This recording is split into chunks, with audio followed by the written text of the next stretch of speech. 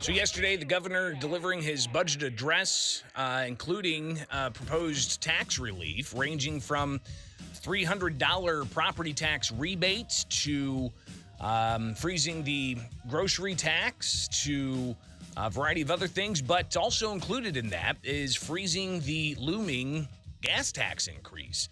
It's the WMAY morning news feed. I'm Greg Bishop, programming notes. Thought we were going to have the acting Springfield police chief on this segment. That's after 7 o'clock. This morning, though, right now, we're going to be talking with Kevin Burke. He is the co-chair of the group that is a coalition for Illinois infrastructure. He's also the executive vice president of the Illinois Asphalt Pavement Association.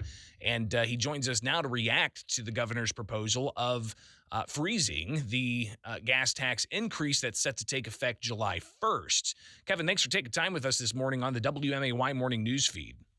No problem, Greg. I'd be here. So tell us what's your reaction here. We're looking, of course, at another gas tax increase. This is after the 2019 doubling of the gas tax. That also included an annual gas tax increase tied to inflation. The governor's looking to freeze it this year. Yes, Greg. So as part of the Rebuild Illinois plan, the bipartisan bill that passed in 2019, the Transportation for Illinois Coalition, which I'm the co-chair of, we worked real hard to make sure that going forward, we wouldn't have to do large increases in gas by making sure that the MST kept up with the cost of building and maintaining the highways in Illinois.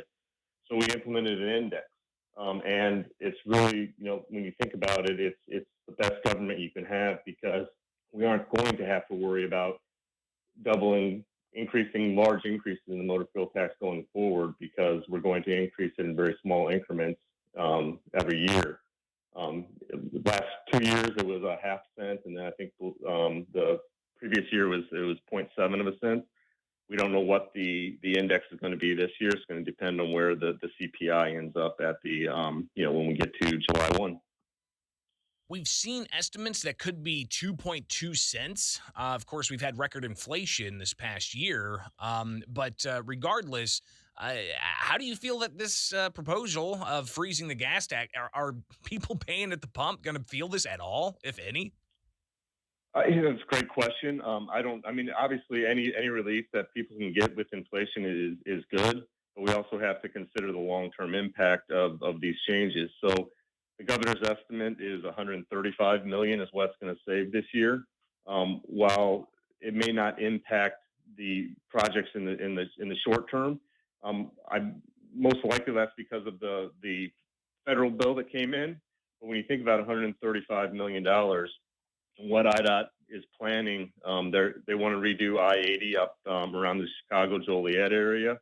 That's a $1.2 billion project. So that's 10% of that project. Or another way to think about it, that's half the state match that would be required, the 20% requirement for federally funds.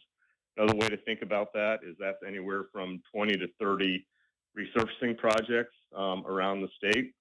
The other thing with Rebuild Illinois, when we passed it, what we did is we looked at what the department wanted to do with their transportation asset management plan.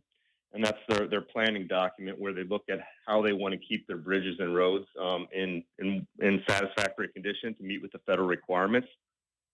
That program really prioritizes the NHS or the National Highway System to make sure that those roads are 90% or better condition. What it does, though, is that when you look at the state unmarked routes, and so what people don't realize is a state unmarked route is Stevenson Drive in Springfield. It's Dirksen Parkway, parts of Dirksen Parkway in Springfield. It's MacArthur Boulevard, parts of MacArthur. So there's a lot of state roads. It's Wabash Avenue. And what IDOT is saying, when you look at their transportation asset management plan, their goal is to have 50% of those roads in good condition. So when we take money away from what IDOT is able to do, that means that that goal is not going to potentially be met, and you're going to have bad roads around the state, and they're going to be those types of roads that are going through the major cities or even the smallest towns and villages here in Illinois. We're talking with Kevin Burke. He is co-chair of the Transportation for Illinois Coalition and also the executive vice president of the Illinois Asphalt Pavement Association here on the WMAY morning news feed. Kevin, there's been some criticism that's been put out there, including from the Illinois Chamber of Commerce, saying this seems to be a workaround around the lockbox amendment, that amendment that voters approved to ensure that any transportation-related taxes goes towards transportation. Do you see it as that kind of a workaround of what's set out in law?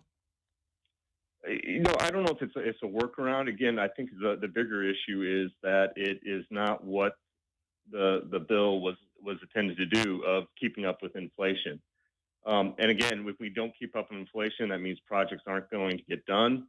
When projects don't get done, that means that the roads are going to fall into worse repair, which means it's going to be more expensive to fix them in a year or two or three, whenever we get around to fixing those. And Kevin, the other thing, go right ahead. No, go ahead, Greg. Well, I was just going to say one other thing here is, is there any room for compromise? Republicans say that they have some ideas. They haven't really elaborated yet, but it seems that everybody across the political spectrum sees this as a bit of tax relief. Is there any room for compromise?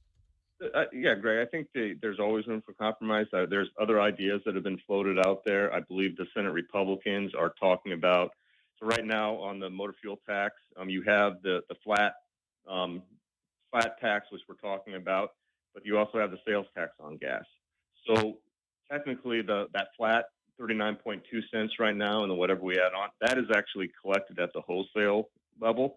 So the retailers pay the wholesalers that tax. And obviously that is then passed along to the user at the pump. But how it's passed along, that's something I'm not really, that's going to be individually between the retailer and the wholesaler.